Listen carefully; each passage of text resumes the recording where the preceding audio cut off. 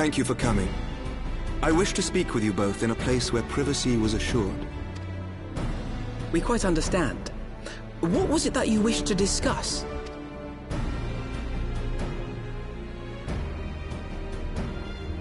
With my father's passing, the seat of the Archbishop lies vacant. And so, in accordance with canon law, I have assumed his responsibilities. I should stress that this is a temporary measure. It was never intended that the Lord Commander of the Temple Knights serve in this capacity indefinitely. Quite the opposite.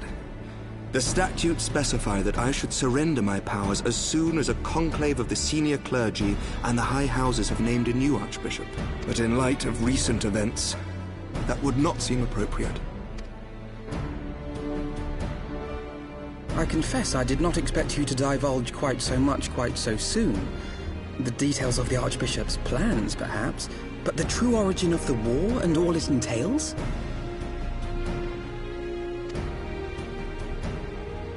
I too had concerns. But when the Warrior of Light is witnessed returning to the capital upon the back of a dragon, one's options are rather limited. Mayhap I could have concealed certain details, but for how long? And at what risk? Should the truth have come to light in the meantime, how would the people have viewed my silence? After 1,000 years of lies and secrecy, I could not well abuse their trust and hope to be believed. The time for deception has passed. I only wish the people agreed. That some would deny the truth I had anticipated, but not this many.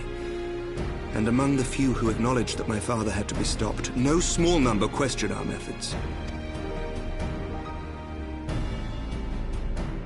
If they suspect a coup, it will not be long before some turn to violence. It has already begun, and that on both sides. Men and women of the cloth are being harassed in the streets. Some have even been assaulted in the Broom. Hilda and her people have formed a watch to help us maintain order. But such measures will not prevent the unrest from spreading.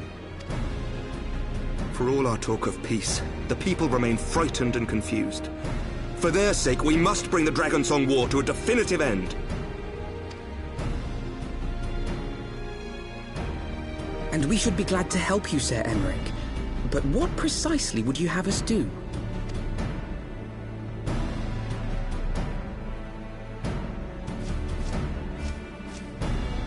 We wish to treat with the dragons of FFXIV.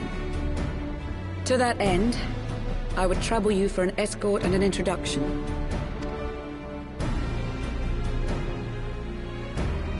FFXIV? You would speak with Vidofnir, then? We must needs open a dialogue between our peoples. Acting as my representative, Lucia will extend an invitation to their leader, that she might visit us here in Ishgard. Were she still with us, I would of course have beseeched Isel's assistance in this matter. But as she is not, I must ask that you aid us in her stead. Will you do us this favor?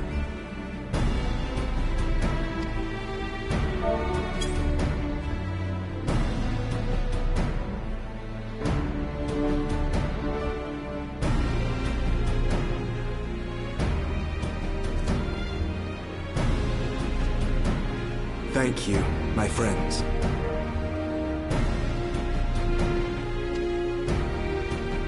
Lucia, I leave the rest to you.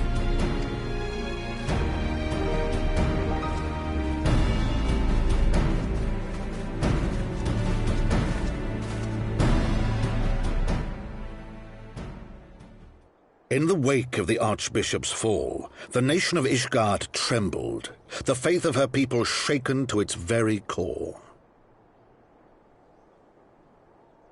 For 1,000 years have they fought and died, certain of the justice of their cause, only to be told that their holy war was born of the sins of their forefathers. What then for those brave men and women, thus stripped of their righteousness but to despair, to deny the truth and decry its speakers?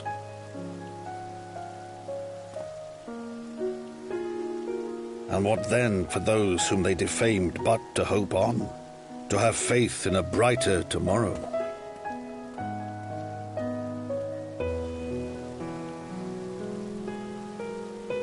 A tomorrow in which man and dragon might live together in harmony, then as distant as the very stars in the heavens.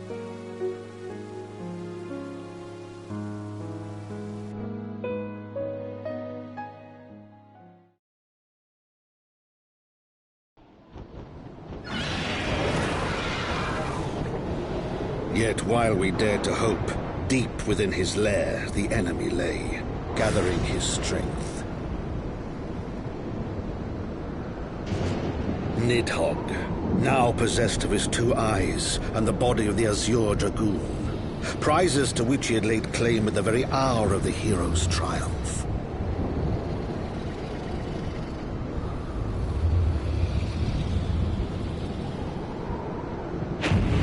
As desperately as we sought the solace of peace, the great worm craved the misery of war.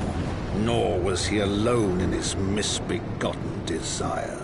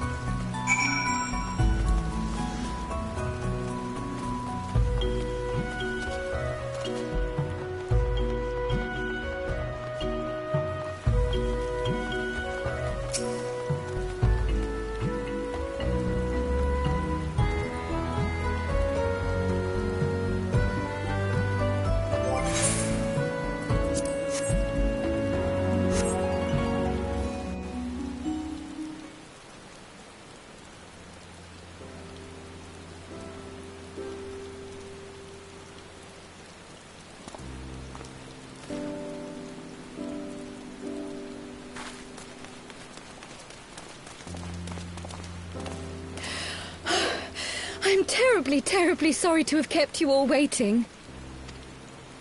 You need not apologize. We arrived but a moment ago ourselves.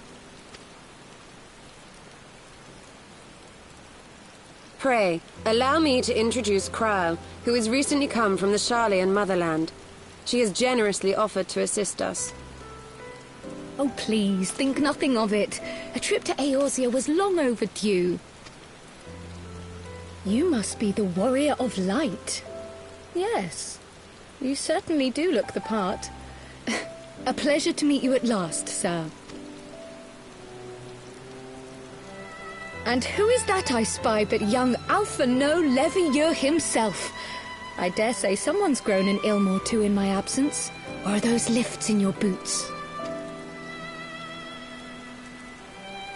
We, Miss Kryle and I met at the Studium years ago. I shall forever be indebted to her for her sage guidance. It was no small task keeping him out of trouble, believe you me. The youngest ever to enter the Studium, him and his sister, 11-year-old prodigies.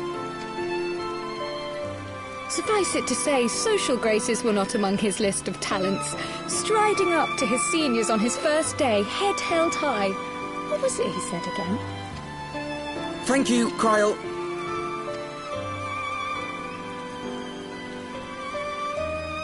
For what? I haven't finished yet. Would you care to attempt a more dexterous deflection? Mayhap we should save this delightful conversation for a more fitting occasion, when pressing matters do not demand our undivided attention. A bit much, but better. I can tell you have been putting your skills to use here in Eorzea. Henceforth, I trust you will dazzle me with your eloquence at the first time of asking.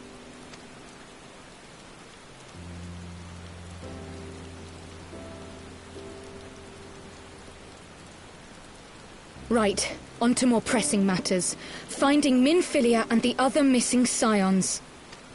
I gather you have new information to share with us.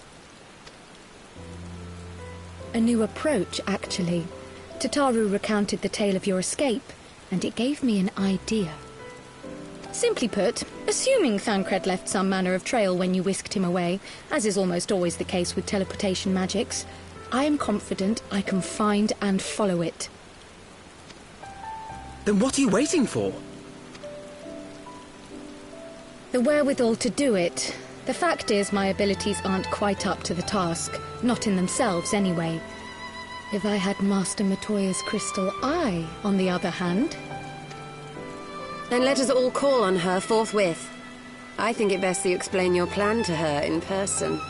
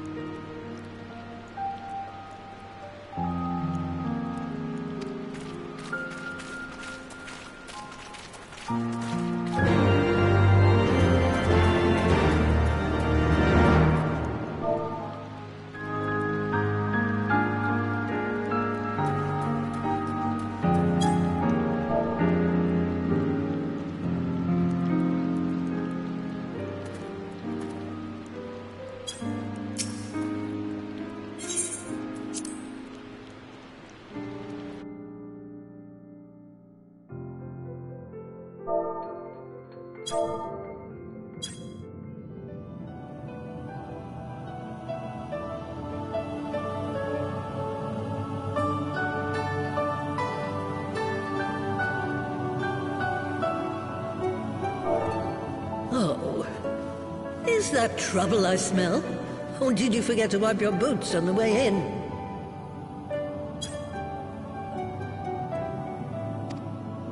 Forgive us, Master Matoya. We will be sure to wipe them on the way out.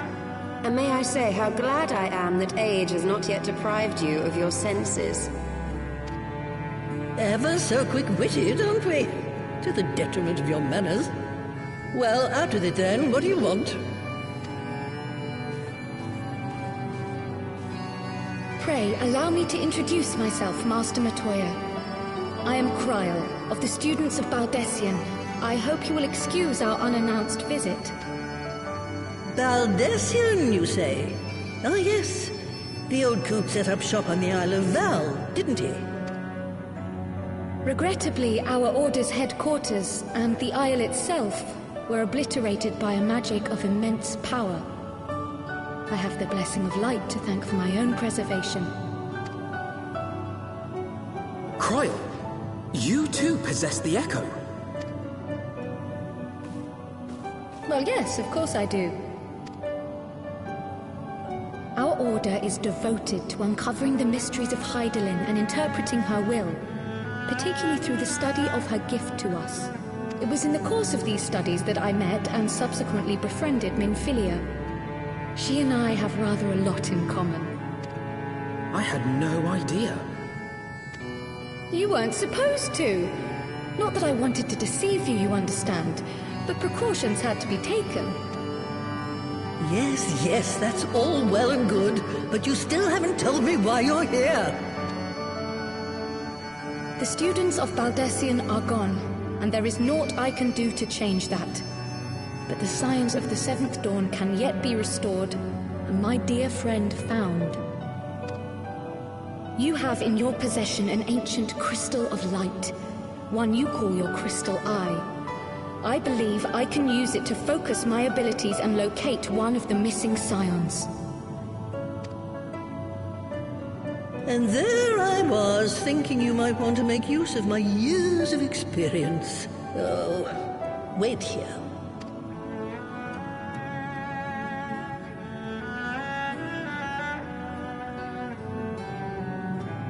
Long did I ponder the nature of this crystal and its familiar radiance, but never did I suspect it was a crystal of light.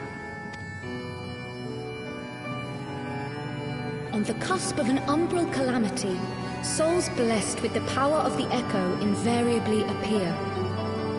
To aid these, her chosen warriors, Hydaelyn bequeaths to each a slither of her strength in the form of a crystal of light. But as her strength wanes, so too does the potency of her gifts. This crystal, born of an earlier era, is infused with a power far greater than those of this age. You could travel the length and breadth of the land and not find a crystal even a fraction as pure. Its value is beyond measure, as are the risks inherent in its use. No two manifestations of the Echo are alike. I, for example, can converse with beings of every shape and size, excepting beasts, contrary to what others would have you believe. Language has nothing to do with it, of course. Rather, I am sensitive to the whispers of the soul. Their intent, their very essence even, the traces of which serve to guide the elementals to Y'shtola. Far-fetched though it may sound, I believe that with your crystal eye, I may be able to pick up where they left off and follow the remaining trail to Thancred. That is, if I have your permission.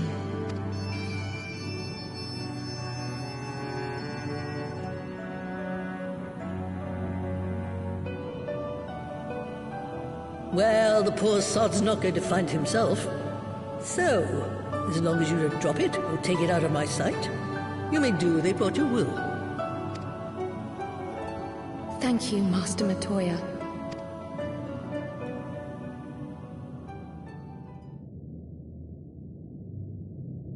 Then let us begin.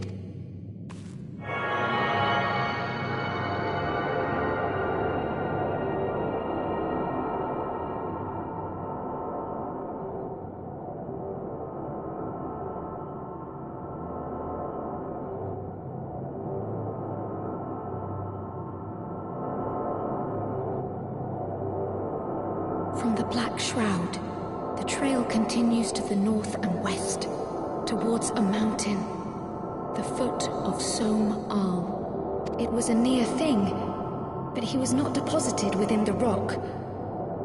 I think.